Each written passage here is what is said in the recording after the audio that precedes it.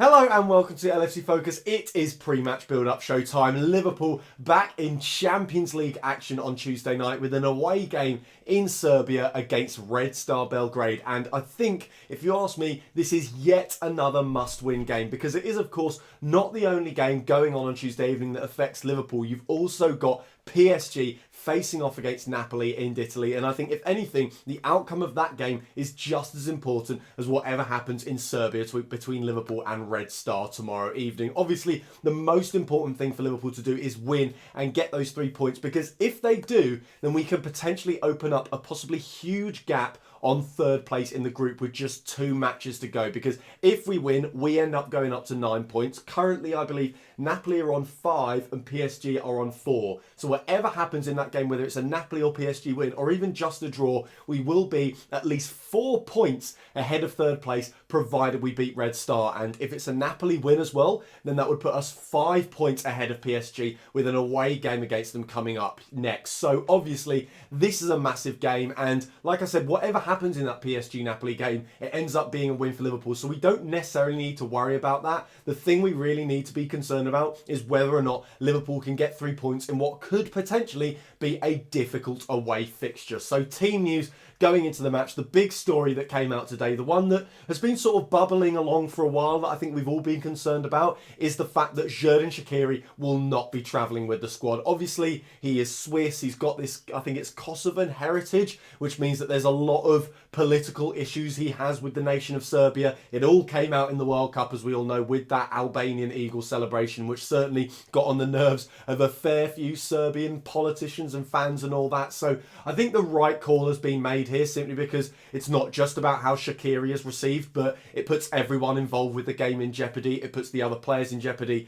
the staff of Liverpool in jeopardy, and also fans as well, because the last thing you want is for tempers to be boiling over simply by Liverpool starting a player that opposition fans don't like and politically disagree with. So it's annoying we have to do it. In an ideal world, I'd actually quite like to see Shaqiri playing in this game. I think tactically it does suit him quite well, but unfortunately the right decision has had to have been made here, and the right decision is sadly that Shaqiri will be left at home. So that was confirmed in Klopp's press conference today. He also said that both Naby Keita and Dejan Lovren have recovered well enough from the issues that have been keeping them out in recent weeks, so they have both travelled with the squad, which is very, very interesting, and I'll be interested to see whether or not they play any part in this game. I've just realised I put the wrong background up. 1 second. There we go. Nothing necessarily wrong with Mo Salah's face. Fortunately, that was my desktop background, but that is obviously better because it's the logo.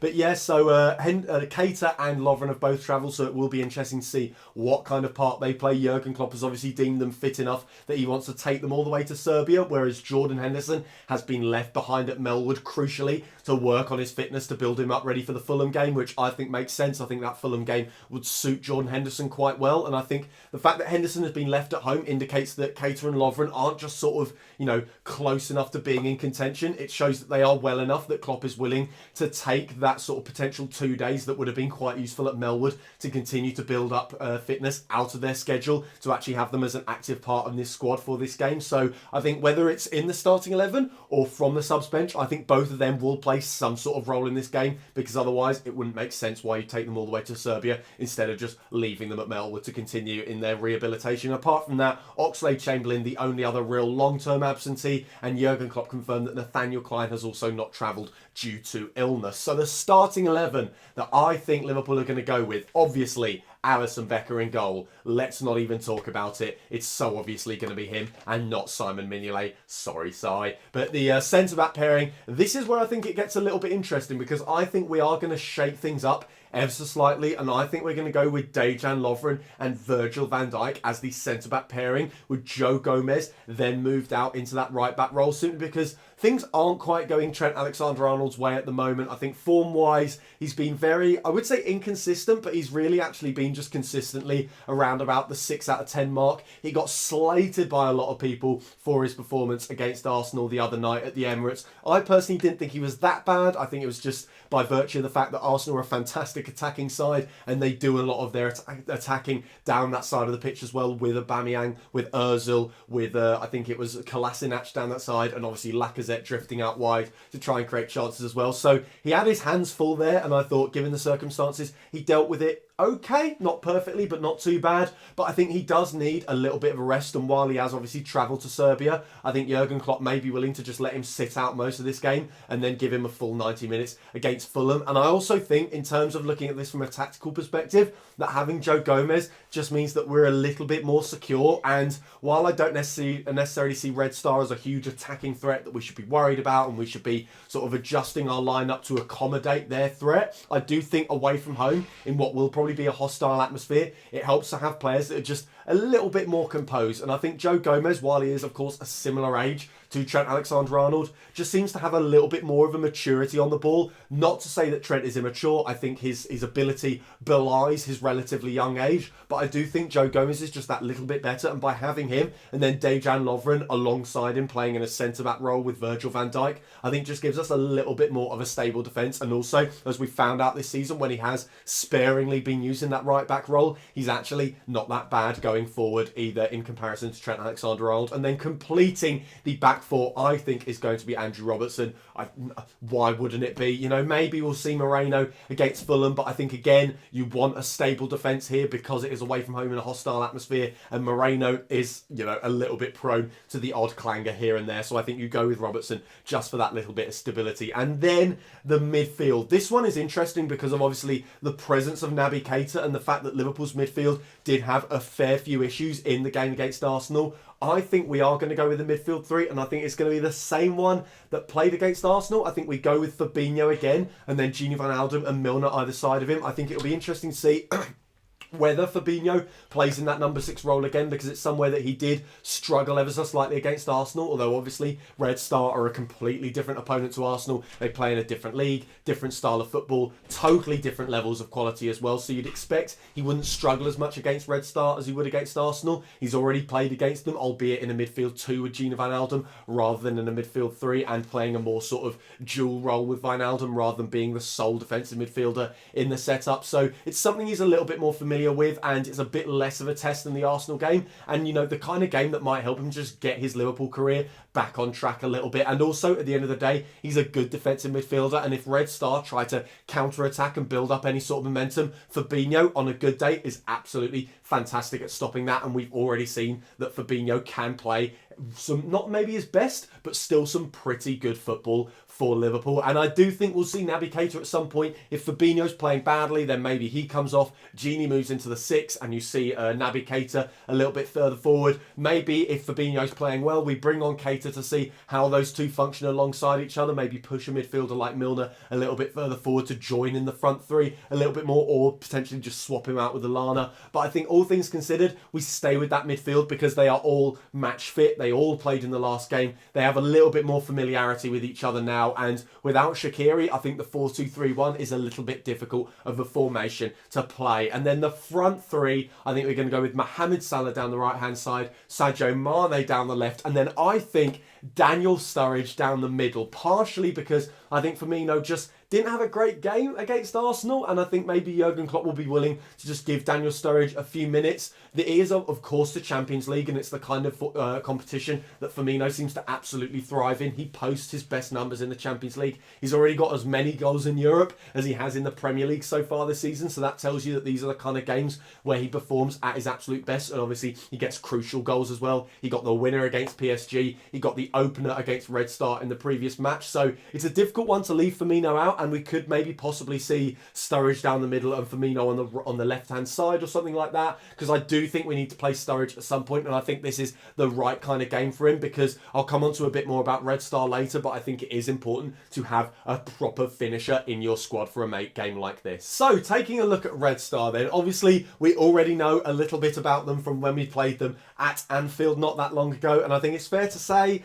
they're not very good, are they? They're a bit bad. They are nowhere near Liverpool's level. We saw them smashed by PSG before we played them. We absolutely blew them off the park. It could have been 7 or 8-0 if we were in the mood to score a few more goals. At the end of the day, Liverpool are a much better team than Red Star. Although the thing that everyone is, of course, talking about going into this game is the possibility of them being an entirely different prospect at home to away in European matches. We know that the stadium can be an absolute cauldron of atmosphere. I'm sure all of you have seen the video of their tunnel. If you haven't, check it out. It's bonkers. It takes about 2 minutes to go along. It's terrifying. It goes all the way under the stadium. You know, lesser players will absolutely wilt in that kind of atmosphere, and that is something that Liverpool are going to have to hope for, that our players are up for the challenge. They're up for playing in a stadium like that, because the best players don't just survive in that atmosphere. They actually thrive, whether it's an atmosphere that's trying to push them forward or push them back. The best players are able to use that atmosphere to their advantage. So I'm hoping that's what we can do this weekend.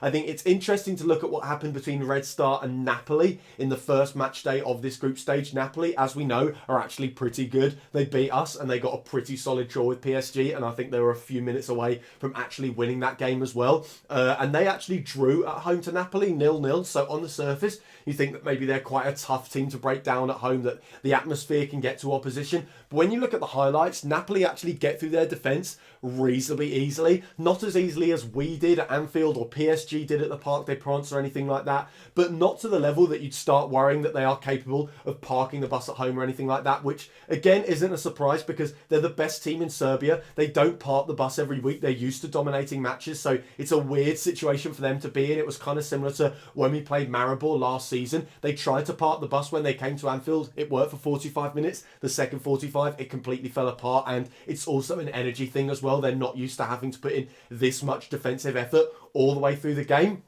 But like I said, Napoli were able to get through them reasonably well, and I think the only thing that stopped them from either winning the game or potentially winning the game at a canter as well was the fact that their finishing just wasn't quite on it. And that's why I think we should be playing Daniel Sturridge in this game, because I think he's the kind of player, and he's not necessarily as good at this as he was in the past, but all the way through his Liverpool career, he's been someone we look to when we're just thinking, you know what, we need someone to get on the end of crosses, get on the end of low balls into the box, be the one who can take the ball in that 18-yard box and finish off a chance after some really nice build-up play. So that is why I think we should be playing Daniel Sturridge. I think the one thing we have to think about with that home crowd as well is the fact that Red Star probably won't wilt if we go like 2-0 up or something like that. One of the things we had to our advantage in the home game was by the time you get to half-time, we score that goal on the stroke of 45 pretty much, and that is a massive downer for Red Star, because going in at the break 2-0 down is completely different from going 1-0 down. Either they go into the break still in the match, or they go into the break, you know, with absolutely no chance whatsoever of getting back into the game.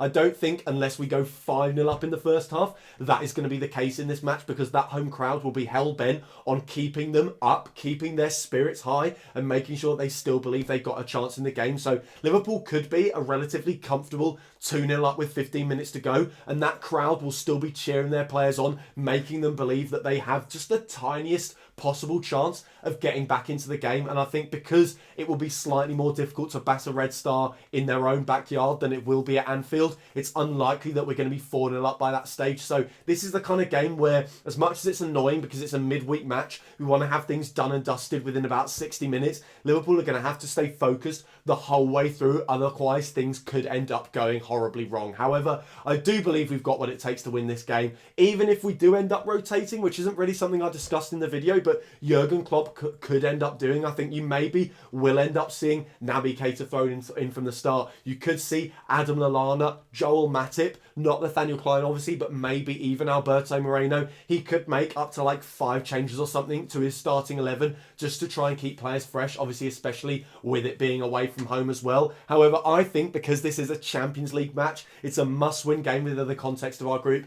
I think he'll still go as strong as possible under the circumstances and hopefully get that all-important 3 points for Liverpool, which could maybe not put 1 foot in the knockout stages, but maybe a couple of toes in that last 16. So that is all for today's video. Thank you guys very, very much for watching as always. If you did enjoy this video, hit that like button down there, hit that subscribe button there if you're new around here. Check out some of the post-match content from the game against Arsenal as well. Don't forget to follow at LFC Focus TV on Twitter, and I'll be back on Tuesday evening for all the post-match content after we've hopefully seen off Red Star to the top of our Champions League group. Until then, bye for now.